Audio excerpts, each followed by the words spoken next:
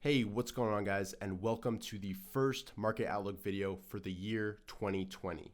Now, last year, the stock market did incredibly well. The SPY was up 28.8%, the NASDAQ was up 37.8%, and the Dow Jones was up 22.3%.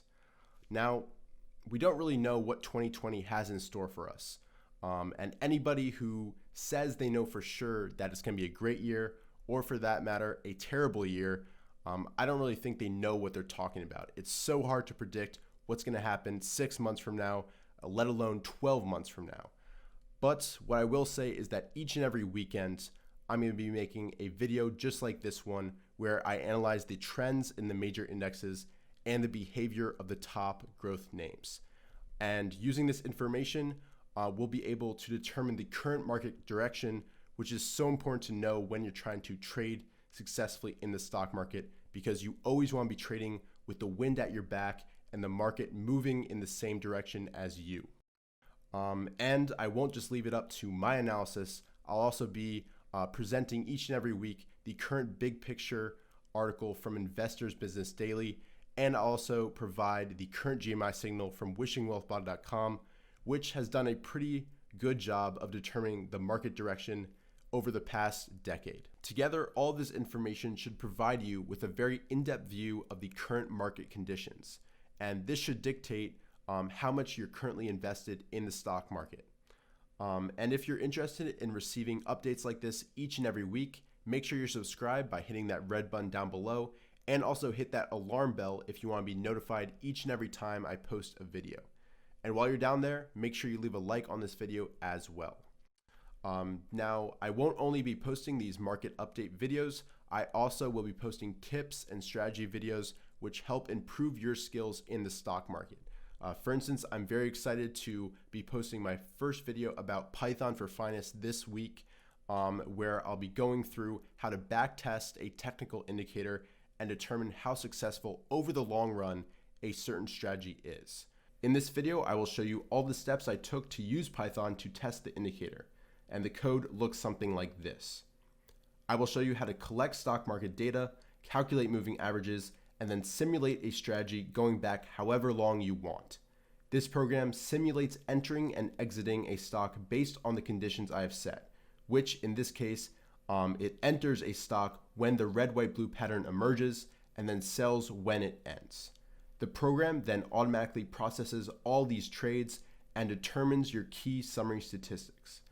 Then it creates a projected return, which is produced based on those statistics. You can use this projected return to see how effective the red, white, blue strategy is for different stocks and ETFs. I'm very excited to share this process with you guys and start this Python for Finance series, because I believe programming in Python is an excellent tool to know how to use if you invest in the stock market, because you want to make sure that the indicators you're using and strategies have been successful in the past, because that provides an indication that they'll continue to be successful. So if there's any specific skills you want to learn how to do in Python, comment them down below and I'll be sure to cover them in a video. But with all that being said, let's go ahead and jump into today's market outlook video. And as always, we're going to start with the current big picture article from Investors Business Daily. And overall, what they're saying is on Friday, as you know, if you're staying up to date, the major indexes fell about 1%. However, that was a bit of a recovery from earlier in the day from the open, when they were down about 1.2 to 1.1%. And this was mostly due to geopolitical fears with the airstrike in Iran. And that being said, it was a distribution day. However, we are still very light on distribution days overall, with only 2 on the NASDAQ and 3 on the S&P 500. And they also talk about the ISM report, which may have also contributed to the slide in the major indexes. However, it wasn't as bad as a previous decline due to that same report. So overall, still positive, and the current outlook is a confirmed uptrend from IBD. Now looking at wishingwealthblog.com, you can see that the current GMI signal is green and has been since October 16th. The current GMI score is a 5 out of 6, which is very good. And Dr. Wish also, in his most recent kind of blog posts, discussed AMD, which is a very strong stock with great fundamentals that I actually own currently. And it just recently broke through its most recent green line, which was set all the way back into 2000. So overall, positive indications from both wishingwealthball.com and IBD.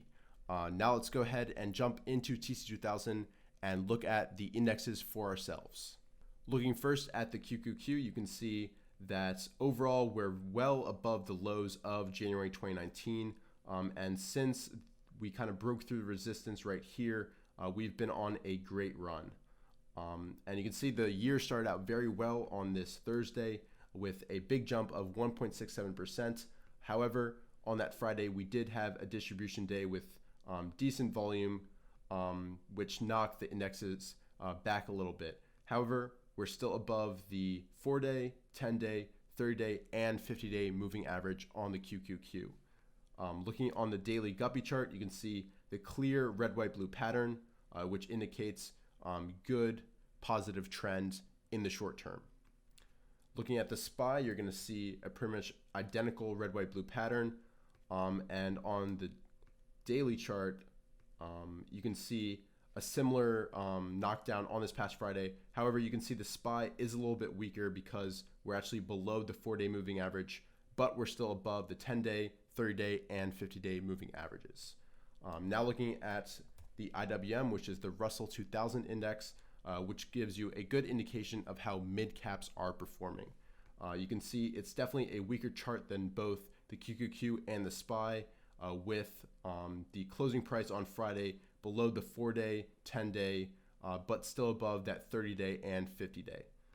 It's also kind of interesting to note that on this past Friday, it opened way down, but then recovered a decent amount, which I take as a positive sign.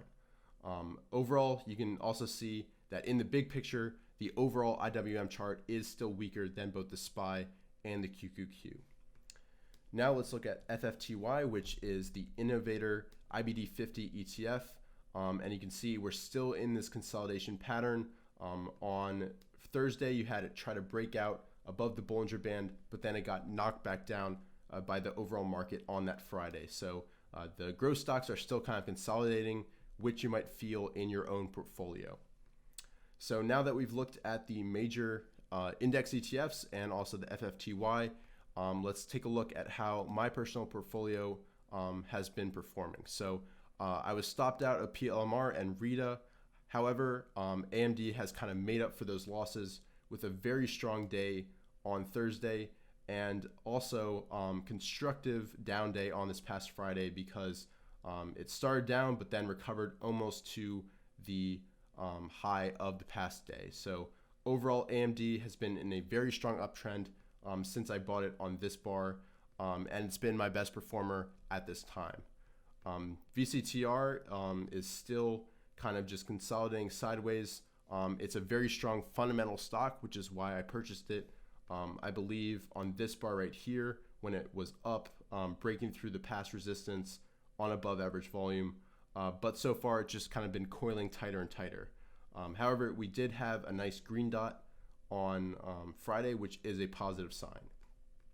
I'm not in AMRN, I'm not quite sure why that's highlighted, but Aries has also been trending higher since I purchased it, and it's been doing well since this kind of cup and handle pattern, which is when I bought it around here. So that pretty much wraps up how my portfolio is currently doing, and the current market outlook, which I think is still good conditions to be investing in. To end the video today, I'm going to be starting a new segment on my channel, which I'll include at the end of every single video, where basically I'm going to be reading my favorite comments from the previous upload. So the first comment is from Jay Miller, who suggests that I do a video talking about how to set up a strategy using the TQQQ. So I'll definitely touch a bit on this in my next video, in the Python video, where I backtest the GMMA strategy, because I think it's a very good way to ride the trends using leveraged ETFs. So in the backtest, I kind of am all in and all out, but you can definitely get a little bit more fancy and kind of scale in and scale out as the moving averages go up and down. So I'll discuss that a little bit in my Python video. The next comment is from Mark Weiss, who just wishes me a happy new year and decade, and looks like he actually just started a new business. So congratulations, Mark. Wish you the best with that sincerely, and happy new year. The next comment is from one of my roommates, Brian.